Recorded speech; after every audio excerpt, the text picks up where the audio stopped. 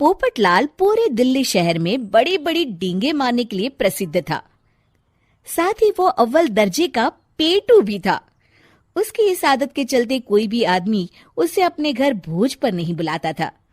फिर एक दिन पोपटलाल अपनी बहन के घर जाता है, जो दूसरे शहर में रहती थी।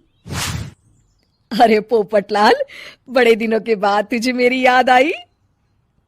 माय डियर बहना, तू तो जानती है मैं अपने कारोबार में कितना व्यस्त रहता हूँ। हाँ, तेरी बात भी सही है। अब आया है तो कुछ दिन ठहर के जाना। अरे दीदी, ये भी कोई कहने की बात है। श्यामा देवी पोपटलाल को रहने के लिए एक कमरा दे देती है। अगली सुबह पोपटलाल जोर जोर से गरारे करना शुरू कर देता है। नकुल की पत्नी नींद से जाग जाती है और घबराकर अपने पति नकुल को जगाती है। अरे उठिए, लगता है हमारे घर में कोई जानवर घुस आया है। कैसी अजीब अजीब आवाजें निकाल रहा है, मुझे तो बड़ा डर लग रहा है। अरे कोई जानवर नहीं है भाग्यवान, पोपटलाल मामा जी हैं, अपना गला साफ कर रहे हैं। इतनी सुबह सुबह? अभी तो सिर्फ 4 बजे हैं। मामा जी इसी तरह से जल्दी उठ जाते हैं। अच्छा, ठीक है। नकुल की पत्नी जैसे ही सोने लगती है और जल्दी नाश्ता भी करते हैं। क्या मतलब? मुझे अभी उठ के उनके लिए चाय नाश्ता बनाना पड़ेगा? हाँ। अरे मर गई रे, अब मेरा क्या होगा? फिर थोड़ी देर के बाद नकुल की पत्नी मामा जी के लिए चाय नाश्ता बनाने में जुट जाती है। अरे भाई वाह, बड़ी अच्छी खुशबू आ रही है। बहू, जो भी बना रही हो फटाफट ले आओ, जोरों की भूख लगी है। हाँ मामा जी, अभी लाती हूँ।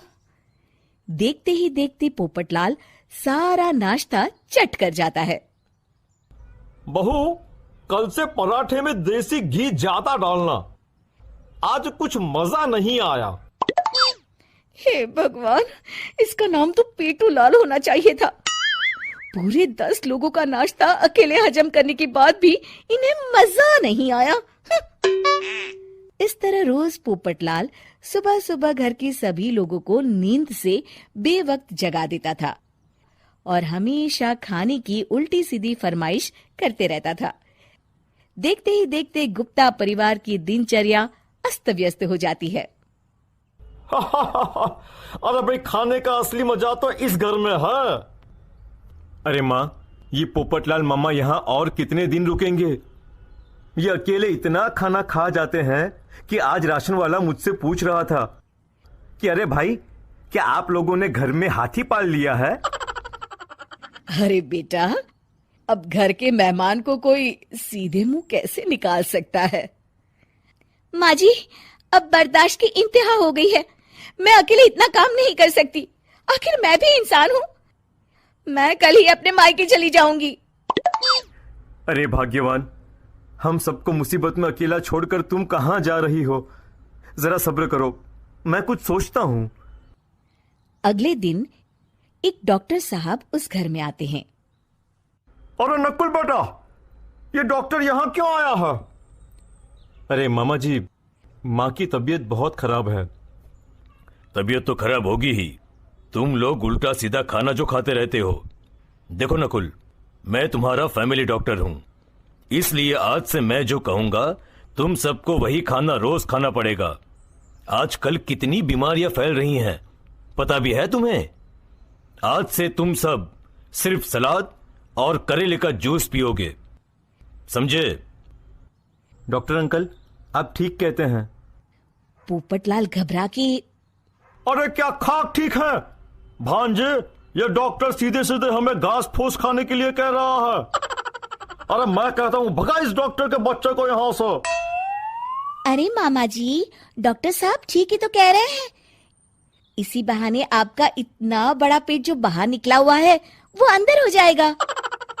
इस तरह गुप्ता परिवार रोज खाने में सिर्फ सलाद खाना शुरू कर देता है। बेचारे पोपटलाल का बुरा हाल हो जाता है। ये लीजिए मामा जी, ताजा ताजा करेले का जूस।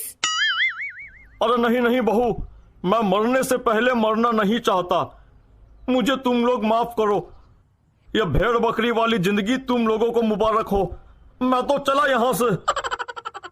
पोपटलाल अगले दिन ही घर छोड़कर चला जाता है। क्यों बेटा नकुल, मेरी अदाकारी कैसी थी? मजा आ गया डॉक्टर। आपने तो बॉलीवुड के कलाकारों को भी मात कर दिया।